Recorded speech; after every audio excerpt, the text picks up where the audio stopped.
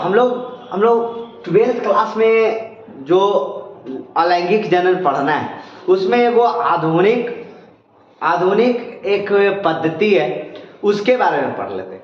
जी इसको बोलते हैं माइक्रो प्रोपगेशन या सूक्ष्म आवर्धन बोले, प्रवर्धन बोले या उत्तक संवर्धन, इसको टिश्यू कल्चर भी बोला जाता है। इसमें कुछ होता नहीं, जरा ध्यान देना, सब समझ में आ जाएगा।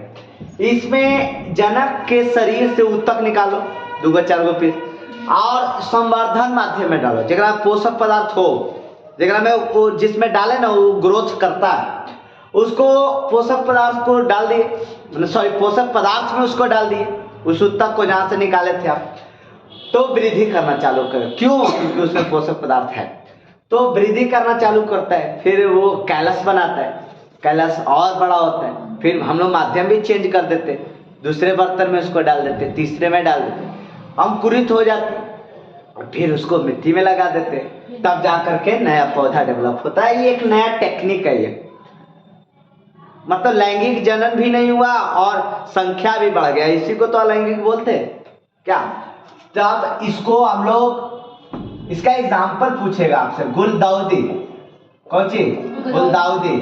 आए बोलता सतावर, कौन चीज? सतावर, ये सतावर या आर्किड नाम का वो पौधा होता है ना, उसमें ये सारे पाए जाते इस तरह के। Importance of the vegetative reproduction की बात करते हैं। सबसे पहले जिसमें बीज नहीं होता है उसके लिए बड़ी तगड़ा मेथड है।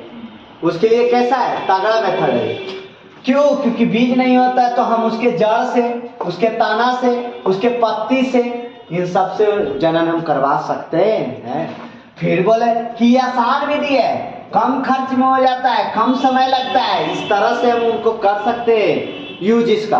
अब लैंगिक जनन है तो कम से कम एक मनुष्य को जन्म लेने में कितने 9 महीना का वक्त लगता है, इसमें थोड़ा लगता है 10-15 दिन में नया पेड़ तैयार, 15 दिन भी नहीं लगता है। चलिए फिर बोला कि कोई जीवित है, अप्रजननकारी बीज है, लेकिन बेचारा से नया पौधा तैयार नहीं हो रहा है, न समझे?